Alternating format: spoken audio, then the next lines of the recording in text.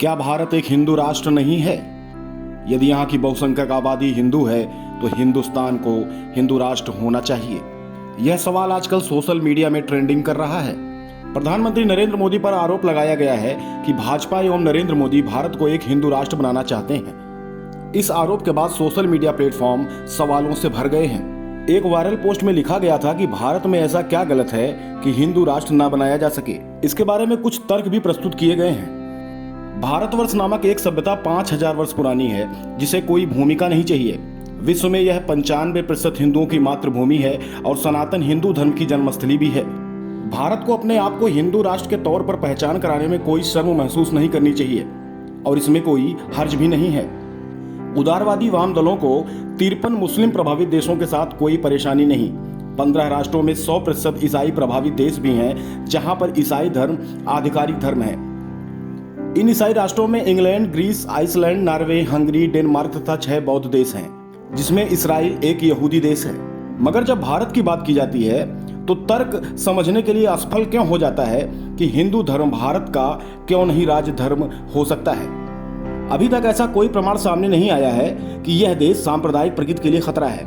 ऐसा कोई प्रमाण नहीं है कि हिंदू धर्म में लोगों का धर्म परिवर्तन कराया जाता है। विश्व में ईसाई तथा मुस्लिम देश हैं जो मुसलमानों तथा ईसाइयों की विश्व भर में मानवाधिकार उल्लंघन तथा धार्मिक उत्पीड़न जैसी आवाजें उठाते हैं। विश्व म्यांमार, फिलिस्तीन, यमन इत्यादि को याद करता है, मगर पाकिस्तान या फिर अफगानिस्तान या अन्य इस्लामिक राष्ट्रों के हिंदुओं और सिखों की बात नहीं की जाती। 1971 की घटना आज भी कोई भूला नहीं है। बांग्लादेश में हिंदुओं के साथ क्या किया गया और तो और वहां हिंदुओं के साथ कैसा सलूक किया जा रहा है। पाकिस्तानी सेना द्वारा वहां कत्लेआम किया गया और कश्मीरी पंडितों को कश्मीर से निकाल दिया गया। अरब देशों खासकर मस्कट में ऐतिहासिक मंदिरों तथा हिंदू धर्म को बाहर निकाल दिया गया। भारत की नीतियां धर्मनिरपेक्ष विरोधी रही हैं। हिंदू के प्रति कई धार्मिक भेदभाव की घटनाएं हुई हैं, जहां पर हिंदू समुदाय बहुमत में है। आपने हज सब्सिडी के बारे में जरूर सुना होगा।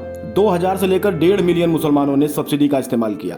हाल में ही देश में सुप्रीम कोर्ट ने केंद्र सरकार को आदेश दिया कि इस सब्सिडी को 10 वर्षों के भीतर खत्म किया जाए।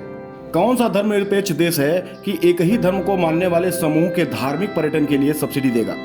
2008 में औसतन हवाई किराए की सब्सिडी प्रति मुस्लिम श्रद्धालु के लिए $1000 थी, जबकि भारत सरकार अपने नागरिकों की धार्मिक यात्रा का समर्थन कर रही थी। हज के लिए सब्सिडी है, मगर अमरनाथ यात्रा या फिर कुंभ मेले के लिए कुछ नहीं। सरकार मंदिरों का नियंत्रण करती है, मगर मस्जिद एवं चर्च सरकार के नियंत्रण रेखा में नहीं आते। हिंदुओं ने हमेशा ही अल्पसंख्यकों का स्वागत किया है तथा उनका बचाव भी हिंदुओं के द्वारा ही किया गया है। आइए हम सहनशीलता के इतिहास पर नजर दौड़ाते हैं।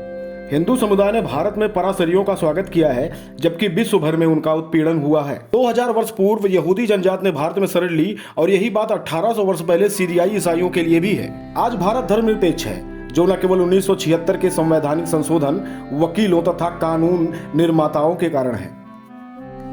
भारत को हिंदू राष्ट्र घोषित करना कुछ नए दरवाजों को खोलेगा, जिसमें धर्म परिवर्तन को रोकना तथा अल्पसंख्यकों में शांति स्थापित करना। भारत तब तक एक तरक्की करने वाला देश बना रहेगा जब तक कि यह एक धर्मनिरपेक्ष राष्ट्र रहेगा।